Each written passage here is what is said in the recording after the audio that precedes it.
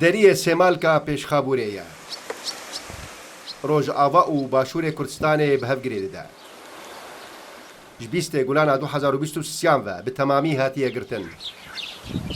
Welatiyên Rojavayê Kurdistanê dibêjin ew ji ber girtina derî zerarên zêde û derd û êşan dibînin.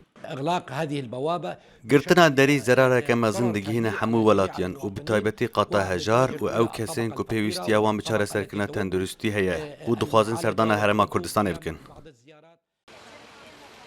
Kesên herî zerermend ji ber girtina deriyê Sêmalka Pêşxabûrê ew nexweşin got ji Rojavayê Kurdistanê diçûn Herêma Kurdistanê çareseriyê didîtin. في الفترة الأخيرة صار في تسكير لمعبر سيمالكا وهذا الشيء ضر كثير. گرتنا داویە دەریە سێمالکایê bandoreke zêde li ser nexweşên ku diçûn Herêma Kurdistanê kir. Berdewamî diçûn bi taybetî bo wan nexweşiyên giran rojekê yan du rojan bo çareseriyê diman û vedgeriyan. Lê niha neçarin li vir xerciyên zêde giran bidin. Dibe ku bo her qurçikekê $1000 bidin.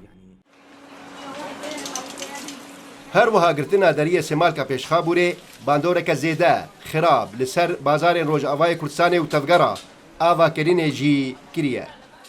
آثار بالغلاء يصير يعني انه تيصير غلاء بالاسعار. باندورا گرتنê giraniya nirxan çêdike. Anîna keresteyan biriya deriyê Sêmêlka erzantire ji anîna wan ji Tirkiye yan ji Ezaz û Cerablusê. Girtin wê bike ku nirxên keresteyan giran bibe.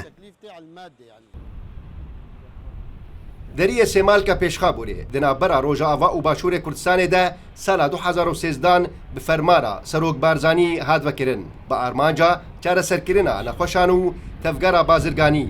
Lê salên dawî de rê hat dayîn kes û kar li her du aliyan jî serdana hev bikin.